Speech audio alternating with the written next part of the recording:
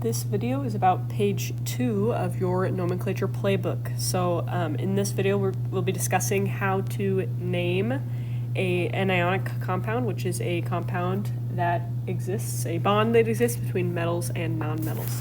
So I'm actually going to start down here at the bottom, starting with names to formulas, because in my opinion that one's easier.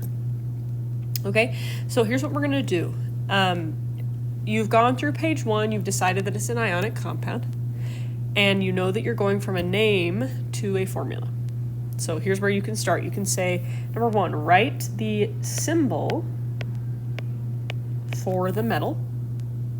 Step 2, you're going to write the symbol for the nonmetal or polyatomic ion. And then you're going to crisscross the charges. So I'd like to show you guys what I mean when I say that. Okay, so on the periodic table, hopefully you've written these charges, or they exist on your periodic table. If not, go ahead and do that. Okay. Basically, for representative elements, you can predict the charge of an ion based on what column it's in. Okay, so the alkali metals are always going to be a 1+ charge, alkaline earth metals are going to be a 2+ charge, etc. Okay, for these weird transition metals down here, we're going to be using these Roman numerals for the charges. Okay, the reason why is because transition metals have multiple charges that they can have. So, step 1, for example, lithium chloride. It says write the symbol for the metal, lithium. So Li, and we know that Li gets a 1+ charge because it's in that first column. Then we're going to write the symbol for the nonmetal. In this case, chlorine is over here in this halogens column, so it's going to be Cl with a 1-.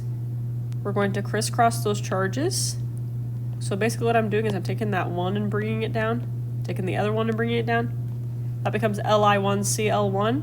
Because we're lazy, we can just go ahead and say it's just LiCl. All right, let's do another one. So barium nitride, barium, Ba. Barium is in that second column, so it has a 2+ charge. And then nitride is just nitrogen. Nitrogen has a 3- charge.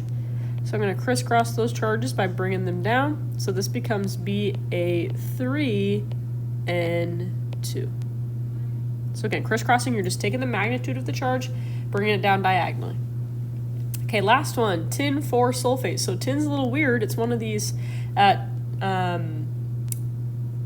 metals that you can't predict the charge. Okay, so that's why we have this Roman numeral here. The Roman numeral here tells us that it's SN4+.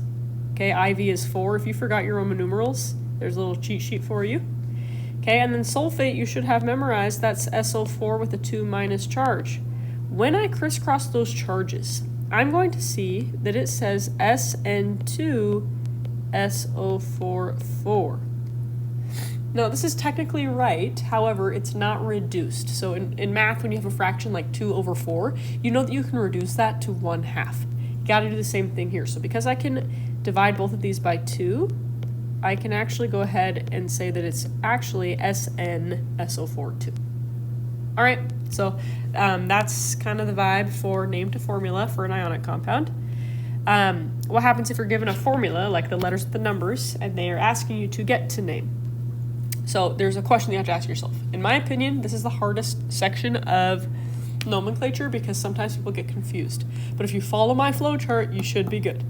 So ask yourself, does the formula begin with a metal in columns 1, 2, 13, or does it start with the letters NH4? If the answer to that is yes, you get the easy route, okay? Here's what you're going to do.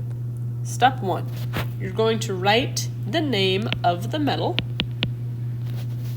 or if it was NH4, you're going to write the word ammonium.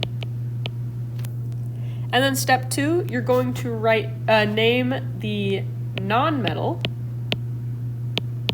or polyatomic ion. So if it was just a plain nonmetal like oxygen, you're going to change it to oxide. If it's a polyatomic ion like carbonate, you're just going to keep it the same. So let's do an example down here. We see calcium phosphate. Okay, so calcium phosphate.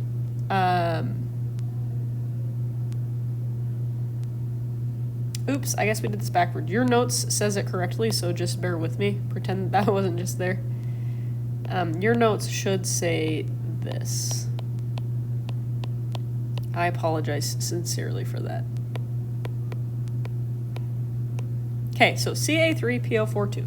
So you're going to ask yourself, does the metal, is it in columns 1, 2, or 13? The answer is yes. Calcium's in column 2, which means we don't have to do Roman numerals. So I'm going to say, okay, well, Ca is calcium. And then PO42 is just phosphate. I don't change the ending to phosphate. I'm literally just going to call it calcium phosphate. All right. Now, for this next one, what if you answered no, the metal wasn't in one of those columns? Okay, this is the hardest one. Okay, it's the Roman numeral naming. So step 1, you're just going to write the name of the metal or ammonium, just like you did the last time. Then you're going to calculate the charge of the metal, and you're going to write the charge in parentheses in Roman numerals. I'm going to show you how to do that. Okay, you can either use the method called reverse crisscrossing, or you can follow this, what's the word? Formula. And then finally, you're going to name the nonmetal just like you would. So it's the same process as the last process. It's this step 2 that's kind of weird. Okay, so let me show you how to do this. Oops, that should say non-metal. That's embarrassing. So Fe2O3. I know the iron is not in columns 1, 2, or 13, which means I'm going to have to do the Roman numeral stuff. So I'm going to say iron, then I'm going to leave a space for that charge, and then oxygen becomes oxide. So now I have to figure out what this Roman numeral here is. What's the charge of iron? So there's 2 ways you can do this. The first way is the easiest way in my opinion, just reverse crisscrossing. I know that when I build the compound, I take that 3 from up on iron and I bring it down to O, and the 2 that's up on oxygen, I bring it down to that iron. I can go backwards. Instead of bringing my arrows down like this, I can actually just take those numbers and bring them back up, which would mean that that 3 would be going back up to iron, so it should be a 3 plus charge. Okay? I'd like to show you how to do that other formula, just in case you're a formula kind of person. So let's just plug this in. So charge equals the number of anions, so the number of oxygens we have, that would be 3, times what's the size of the charge of oxygen? That's a 2 minus. And then divided by the number of cations. The cation here would be iron, so that's 2. So 3 times 2 is 6, divided by 2 is 3. Isn't that the same number that we got?